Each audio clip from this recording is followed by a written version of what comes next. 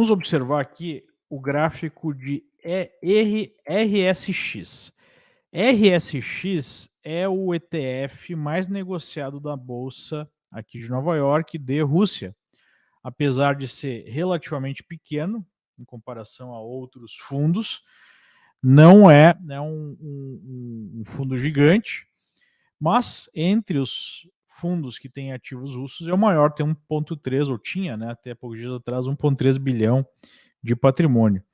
E a gente vê que um pouco antes desse conflito começar, pelo menos a fase militar aí do conflito começar, esse ETF estava sendo negociado a 25,50 e hoje fechou a 7,19. E nós temos então uma queda aí de 70% em poucos dias. Então, vários ativos russos perdendo completamente seu valor, ou 90% do seu valor, enfim, por conta dessas sanções. A gente tem o mercado de Forex, a moeda russa, apresentando uma desvalorização significativa. Um pouco antes do conflito iniciar, nós tínhamos aí a moeda russa valendo por volta de 70 rublos, né, por $1.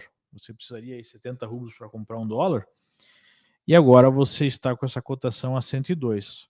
Chegou à máxima, né, de 121. Só que essa movimentação não conta toda a história, porque hoje há uma liquidez muito pequena nesse mercado. Você não consegue transacionar grandes quantidades de rublos. Portanto, né, a desvalorização no final desse processo pode ser ainda mais intensa. E por conta de toda essa movimentação, a gente tem o petróleo fazendo máximas em cima de máximas, com o próximo, né, vencimento alcançando aí os $111,30. Se a gente olhar para um prazo um pouco maior, nós vamos ver que essa cotação não era alcançada há muito tempo, né? Basicamente aí desde 2014. Então o mercado vai chegando numa zona de resistência importante, graficamente falando, mas teve basicamente um tiro para cima. Por que isso acontece?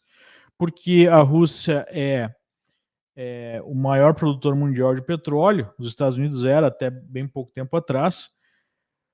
Pela política do novo governo do Biden, os Estados Unidos diminuiu a sua produção. O Biden basicamente impediu a oferta de novas terras federais para a exploração de petróleo, está colocando uma série de desincentivos a essa produção de petróleo e também impediu a construção de um oleoduto que viria desde o Canadá. Tudo isso diminuiu o nível de produção dos Estados Unidos e fez a Rússia o maior produtor global. Em segundo lugar, a Arábia Saudita, pelo menos no mês anterior. E a Rússia corresponde a praticamente aí 11% da produção mundial de petróleo. Apesar das sanções não terem necessariamente focado no petróleo russo, o que acaba acontecendo é que nos últimos dias ninguém quer fazer negócio com a Rússia com medo que sanções venham a ser impostas e com medo de eventualmente não receber, né, não conseguir pagar, não conseguir transportar este petróleo. Então, o petróleo russo está sendo negociado a 15, 20 dólares de desconto em relação às cotações internacionais e mesmo assim está difícil conseguir escoar a produção. O que acontece se você retira um produtor significativo de um mercado como o do petróleo é que o preço vai ter que ser ajustado. E é exatamente isso que nós estamos observando. O grande X da questão é saber quanto tempo essas medidas ficarão em vigor. Não há a expectativa no momento de mudança, porque a Rússia não dá sinais de rever o seu posicionamento em relação à Ucrânia, mesmo com uma resistência ucraniana maior do que a esperada inicialmente, tanto pelos russos quanto pelo mundo, não há, do ponto de vista de Putin, um incentivo político para mudar de rota. Se ele não ganhar essa guerra, se ele não for até o fim, há uma grande chance dele até ser retirado do poder. Seria uma demonstração de fraqueza.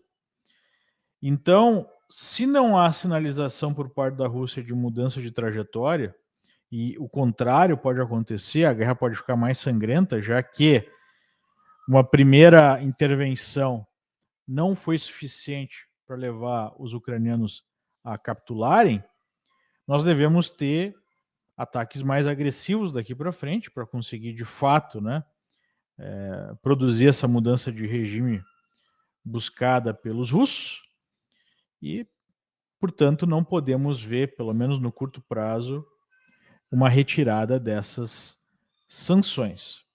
Claro que a gente está aqui especulando, as coisas podem mudar a qualquer momento, mas eu não vejo isso acontecendo, ou pelo menos não vejo esse como o cenário mais provável. Ou seja, essa pressão em cima do petróleo, em cima de outras commodities como alimentos, deve continuar nos próximos meses. O que isso significa para o mundo? Significa maior inflação, significa preços mais caros ao consumidor e significa diminuição da atividade econômica no mundo.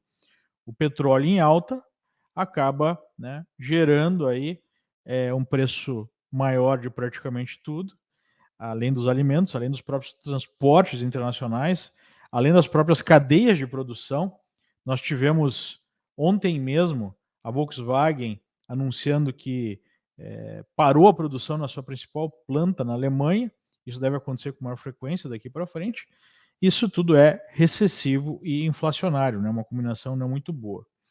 Então, não devemos ter, no curto prazo, uma mudança nessa pressão compradora nas commodities, especialmente no petróleo. Claro que o mercado nunca se movimenta em linha reta, vai fazer zigue-zagues, mas, por enquanto, no momento, a tendência é de alta.